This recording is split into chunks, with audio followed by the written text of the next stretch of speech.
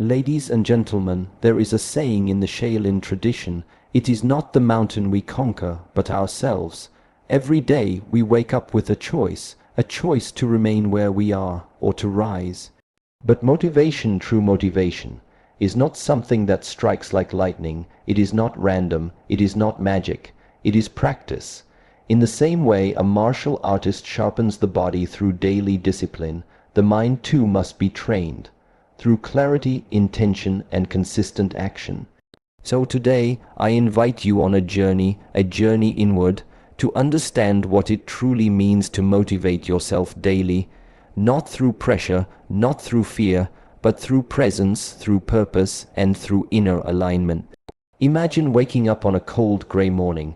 Your alarm rings, your bed is warm, and every part of your body whispers the same message: just 5 more minutes. In that moment, where does motivation go?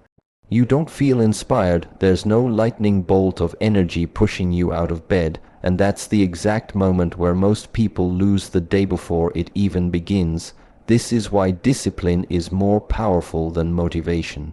Motivation is a spark, it's fleeting, it comes after watching a powerful video, hearing a great speech, or achieving a small win. But like all emotions, it fades. It doesn't last long enough to carry you through the difficult days, the boring routines, or the painful setbacks. Relying on motivation is like trying to light a fire in the wind. It flares up, looks beautiful, but is easily extinguished. Discipline, on the other hand, is a habit. It's not loud, it doesn't seek attention. But it is the force that shows up when motivation disappears. Discipline is the quiet voice that says, "Get up anyway." It is the decision to move even when the mind resists, when the body feels tired, and when the heart doesn't feel inspired. Discipline is not emotional, it's intentional. Think of a Shaolin monk. He trains every day, whether it's raining, whether it's freezing, whether he feels like it or not. He does not ask himself, "Do I want to do this today?" because the answer does not matter. He simply does what must be done. That is discipline. The body obeys the mind, and the mind obeys a deeper purpose. This doesn't mean motivation has no place. It can help spark your journey. It can be used to ignite momentum, especially when starting something new. But if you want lasting change, if you want to build strength, character, success, or mastery, you must replace the need to feel motivated with the habit of being disciplined. Discipline is built through repetition. It starts with one decision: wake up when you said you would, follow through on your commitments, keep your promises to yourself. Each small act of discipline becomes a brick in the foundation of your character. And over time, the discipline becomes automatic. You don't have to think, you don't have to feel inspired. You simply do asterisk. There's something deeply liberating about not needing to feel ready. Discipline gives you freedom. Not the kind of freedom that avoids responsibility, but the kind of freedom that comes from being in control of your actions regardless of your mood. You don't wait to feel confident before taking action. You act, and the confidence follows. Most people live their lives waiting to feel right before they move. They let emotions dictate their actions, but emotion is temporary and success requires consistency. If you want to win in anything, health, career, relationships, you must act with discipline, not with impulse. Every time you act with discipline, you send a message to your subconscious mind: I am in control, I can be trusted. That message, repeated enough, becomes your identity. You no longer see yourself as someone who needs motivation. You begin to see yourself as someone who simply does what needs to be done, day in, day out. This is not about becoming rigid or robotic. It's about becoming reliable. It's about doing what you said you would do, especially when it's hard. Discipline gives your life structure, and within that structure, you create freedom, progress, and purpose. You wake up, look at your phone, scroll through notifications, and suddenly, your mind is already scattered. Messages, updates, noise. Before you even step out of bed, your attention is pulled in 10 different directions. You feel busy, maybe even productive, but something is missing. You're moving, but not necessarily going anywhere meaningful. That's what life without clarity of purpose feels like running on a treadmill, burning energy but staying in the same place. Clarity of purpose is not just a motivational phrase. It is the compass that gives direction to your daily actions. Without it, you react to life instead of living with intention. You become a slave to urgency, to distractions, to the expectations of others. But when you're clear about why you're doing something, you reclaim control. You begin to move from a place of meaning, not just momentum. Most people don't lack motivation. They lack a reason strong enough to push through the discomfort. They don't get up early not because they're lazy, but because they haven't defined what's worth waking up for. They don't stay disciplined not because they're weak, but because they haven't anchored their actions to a purpose that matters to them on a deep, personal level. Purpose is not always found in grand, dramatic realizations. Sometimes it's quiet. It's the desire to be a better parent, the hunger to break a cycle of poverty, the inner drive to master a craft, to build something that outlasts you. Purpose comes in many forms, but it always gives you something solid to stand on when everything else feels unstable.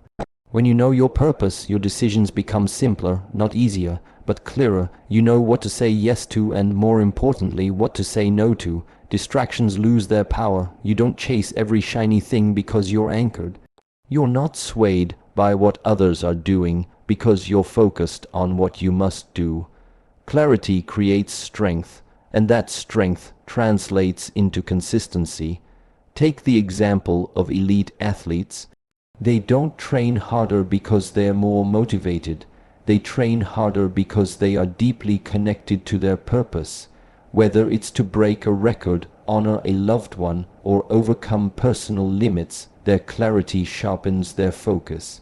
They don't waste time second guessing. They act every day in alignment with their goal. Without clarity, the smallest obstacle can stop you.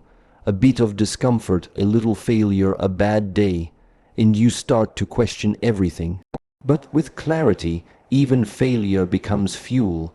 You see setbacks as part of the path, not a sign to quit, because you know what you're aiming for. You know why it matters. That why becomes your anchor. The world is full of noise, full of opportunities to be distracted. If you don't define your purpose, the world will do it for you, and it will usually be based on shallow rewards, more likes, more approval, more consumption. But purpose asks a deeper question. What am I here to do? And when you answer that question honestly, you begin to move differently, you speak differently, you carry yourself with a kind of calm urgency, you stop drifting. Clarity doesn't mean you have every detail figured out. It means you're aware of your direction. Even if the path changes, even if you fall off track, that sense of purpose helps you recalibrate. It's your internal GPS, always guiding you back toward alignment. You don't need a perfect plan, you need a powerful reason, because on the days when you're tired, when progress is slow, and when the results don't show, the only thing that will keep you going is your clarity of purpose. You look at someone at the top of their game, successful, disciplined, confident, and you think, how do they do it every single day? It feels overwhelming, even impossible, because you're looking at their mountain while standing at the bottom of yours. What you don't see is how they got there step by step, brick by brick. It never started with a massive leap. It started small, and it stayed consistent. The biggest mistake most people make is trying to change everything at once. They get inspired, maybe after a tough failure or a moment of truth, and they decide, from tomorrow, everything changes. They set 10 goals, overhaul their schedule, make promises to themselves they can't keep, and within a few days the energy fades. They crash under the weight of their own ambition, not because they're incapable, but because they skipped the foundation. Starting small isn't weak, it's wise. It's how all transformation begins. One push-up, one paragraph, one glass of water, one walk around the block. The power is not in how big the action is. The power is in showing up again tomorrow and then again, because consistency is what transforms identity. You don't become disciplined by doing one hard thing once. You become disciplined by doing something small over and over until it's no longer negotiable. The mind resists drastic change. It panics when it feels pressure to do something massive. But if you introduce small, manageable actions, your mind accepts them. You begin to build trust with yourself, and that trust is everything. Because when you start keeping small promises to yourself, you develop belief. You start thinking, if I can do this, I can do more. That momentum is real. It grows quietly but powerfully. There's a reason habits shape our lives. We live 90% of our days on autopilot. So, if you can install just one positive action into that autopilot, something so small it feels almost effortless, it begins to change your baseline. You shift from a reactive person to someone who creates. From someone who wishes to someone who builds, and as the small actions become part of your rhythm, you add more. You raise the standard gradually. That's how real growth happens, stacked over time. Think of bamboo. For years, it doesn't even break the surface. Underground, it's building roots, spreading, strengthening, then suddenly it shoots up feet within weeks. But without that slow, invisible foundation, nothing above the ground would ever survive. Your small daily efforts are the roots. They don't look impressive. No one claps. But they matter more than any single burst of motivation. Most people chase intensity. They want dramatic changes, overnight wins, instant results. But intensity burns out, consistency compounds. The person who walks 10 minutes every day for a year will be ahead of the person who runs hard once a week, then quits. It's not about how much you do in one moment. It's about what you're willing to do when no one's watching. Again and again. Small doesn't mean insignificant. One drop of water doesn't seem like much, but enough drops can carve stone. And that's exactly what daily action does. It shapes your character, your mindset, your resilience. You don't need to prove anything to the world today. You only need to take the next small step, and then take it again tomorrow, because greatness is not a moment, it's a rhythm. One that starts with something so small you'll be tempted to dismiss it. But if you honor it and repeat it, it will quietly build you into someone you didn't know you could become. You can wake up early, set goals, write in a journal, eat clean, and still feel like you're losing. Still feel stuck, unmotivated, or drained. Why? Because the voice in your head is louder than all your actions. You can't outwork a mind that constantly tells you you're not enough.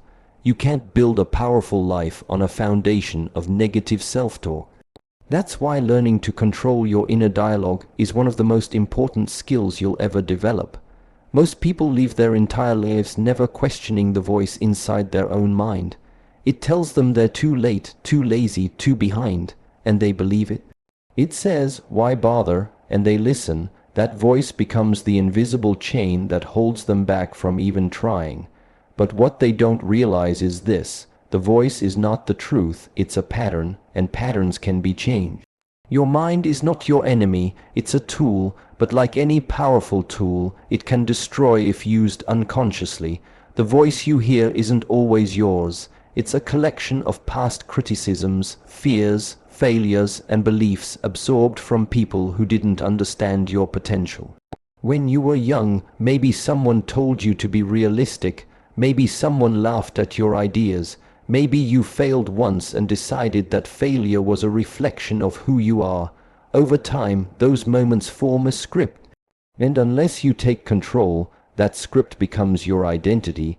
Controlling your inner dialogue starts with awareness. You can't change what you don't notice. Start listening to how you speak to yourself in quiet moments. When you miss a deadline, when you skip a workout, when you make a mistake, do you speak with understanding or with judgment? Do you encourage yourself to get back up, or do you punish yourself for falling down? There's a difference between holding yourself accountable and beating yourself up. Accountability builds you, shame breaks you, and motivation cannot grow in a mind that is constantly under attack from within. If you want to stay consistent, if you want to move forward day after day, you need to become your own coach, not your own critic. Change your language. Words have power. Start replacing "I can't" with "I'm learning how." Replace "I failed" with "I figured out what doesn't work." Speak to yourself the way you would speak to someone you believe in, because if you want to build discipline and resilience, it starts with self-respect and self-respect begins with self-talk. This doesn't mean lying to yourself or using blind positivity. It means being intentional with your thoughts when doubt shows up, and it will. You don't silence it with fake confidence. You silence it with action and with truth. Remind yourself of what you've overcome, of what you're capable of the reasons you started, and then keep going. Train your inner voice like you would train a muscle, with repetition, with patience, with practice. One of the most overlooked parts of motivation is that it's not just physical. It's mental hygiene. Just like you wouldn't let your body go without cleaning, don't let your mind stay filled with old, toxic narratives. You need to reset it regularly, through stillness, through reflection, through honest conversations with yourself. No matter how chaotic the world gets, your mind is your home. You live there, and if it's a hostile environment, you'll always feel unsafe, always feel on edge. But if you learn to make it a place of strength, of clarity, of calm determination, then even on the hardest days, you'll find a way to move forward. Because the most powerful motivation doesn't come from outside. It comes from the voice inside that says, "Keep going. You've got this." Walk into a room filled with chaos, cluttered desks, loud distractions, negative conversations, and try to focus on your goals. Try to feel motivated. It's almost impossible. Now walk into a space that's clean, intentional, quiet, or energized in the right way, and notice the difference. Suddenly your mind feels clearer, your body more alert, and your motivation more natural. This is not coincidence. This is the power of environment. What surrounds you shapes what happens within you. Most people underestimate how deeply their environment affects their mindset. They think motivation is all about willpower, grit, or inner strength, but even the strongest mindset will be drained by a toxic environment. You can have all the goals in the world, but if your space, your people, and your daily inputs are working against you, you're running uphill every single day. Motivation becomes a struggle not because you're weak, but because everything around you is pulling you off track. Your environment is not just physical, it's mental, emotional, and digital. It includes the room you wake up in, the people you speak to, the music or media you consume, and even the apps on your phone. Every one of these elements either contributes to your momentum or chips away at it.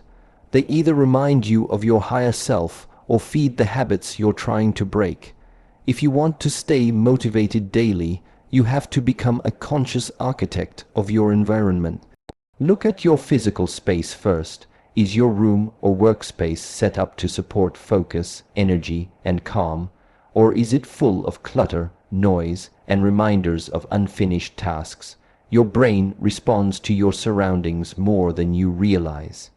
A messy environment creates cognitive overload, even if you're not aware of it. Cleaning your space is not just about organization, it's about mental clarity. It's a signal to yourself, I take this seriously. I'm here to work, I'm here to grow. Now think about the people around you. Who do you spend the most time with? Are they lifting you up or draining you? Are they ambitious, focused, and positive? Or do they complain, gossip, and stay stuck? You don't have to cut everyone out, but you do need to protect your energy. Sometimes the most powerful form of motivation is simply being in the presence of people who live at a higher standard. Their energy becomes your baseline. Then there's the digital space. We scroll through our phones more than we care to admit, and every scroll is input. Motivation can't thrive when your mind is constantly filled with negativity, comparison, and distraction. Clean up your feed. Follow people who inspire, educate, or challenge you. Limit exposure to content that makes you feel empty or anxious. What you consume becomes what you create, and your mind is only as sharp as what it's fed. Even sounds and smells affect your motivation more than you think. Certain music can energize you. Natural light can lift your mood. A walk in nature can reset your nervous system. All of these are environmental tools. Use them. Don't leave motivation to chance when you can design it into your day. You don't have to be perfect, but you do have to be intentional. You can't control everything around you, but you can influence more than you realize. Small changes in your environment can lead to big shifts in your behavior. If you want to wake up early, put your phone across the room and your shoes by the bed. If you want to read more, leave a book on the pillow instead of a remote. If you want to eat better, stock your kitchen with better choices and remove the temptations. Make the right decision the easy one. Motivation isn't always about pushing harder. Sometimes it's about removing the friction. Making your space align with your purpose, because when your environment supports your goals, you don't have to fight so hard to stay on track.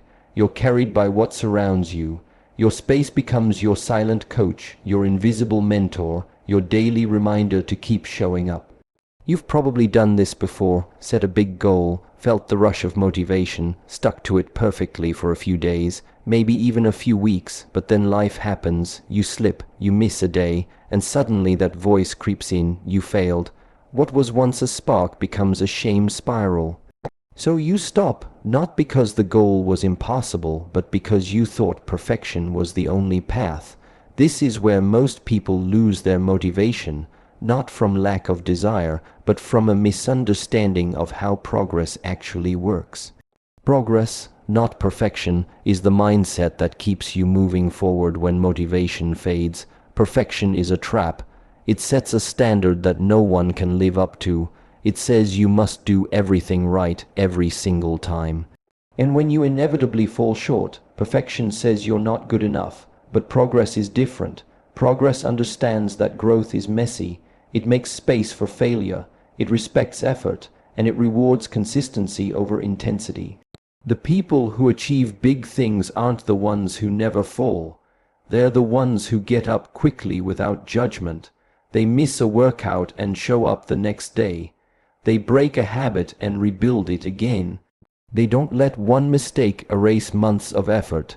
They understand that every step forward counts, even the small ones, even the shaky ones, especially the shaky ones, because those are the ones that build resilience. When you aim for perfection, you set yourself up for burnout. You push too hard, too fast, and when results don't come instantly, you collapse. But when you aim for progress, you give yourself permission to grow. You focus on getting 1% better, not being 100% flawless. That 1% is powerful. It adds up over weeks, over months, over years. Small wins build momentum, and momentum builds identity. You begin to see yourself differently. Not as someone who tries and fails, but as someone who keeps showing up. That's the real goal, not a perfect record, but a strong character. Progress-based motivation is sustainable because it's built on self-respect, not self-punishment. You don't have to hate where you are to grow. You can want more and still appreciate what you've done so far. Think of learning any skill, an instrument, a language, a sport. No one gets it perfect the first time. No one expects a beginner to be flawless, but somewhere along the way, when it comes to personal growth or discipline, we start to believe we should already be perfect. That's not just unrealistic, it's self-sabotaging. Because the moment you believe you failed, you give yourself permission to quit. Progress says you're still in it, you're still becoming. Motivation thrives when you see results, but not just big dramatic ones. It also feeds on small evidence, a completed checklist, a healthier meal, a moment of calm in a stressful day. These moments might not seem impressive, but they're proof that you're evolving, proof that change is happening. When you recognize and celebrate progress, your brain builds confidence. That confidence leads to more action, and more action brings more results. Perfection is about outcome, progress is about process. One is rigid, the other is flexible. One creates pressure, the other creates possibility. Life will never give you perfect conditions. There will be bad days, delays, distractions. But if your mindset is rooted in progress, you adapt. You adjust your approach instead of abandoning your goals. You understand that some days you give 100% and some days you give 40%, but you still show up, and showing up is where the real transformation happens. And so, remember this, motivation isn't a lightning bolt that strikes once and powers you forever. It's a practice, a mindset, a daily choice to move forward. Sometimes with energy, sometimes with exhaustion, but always with intention. It's built through clarity of purpose, small consistent actions, a resilient inner voice, a supportive environment, and a mindset that values progress over perfection. You don't need to wait for the perfect moment or the perfect mood. You need to begin and then begin again tomorrow, because in that repetition, in that quiet persistence, you become the person you were always meant to be.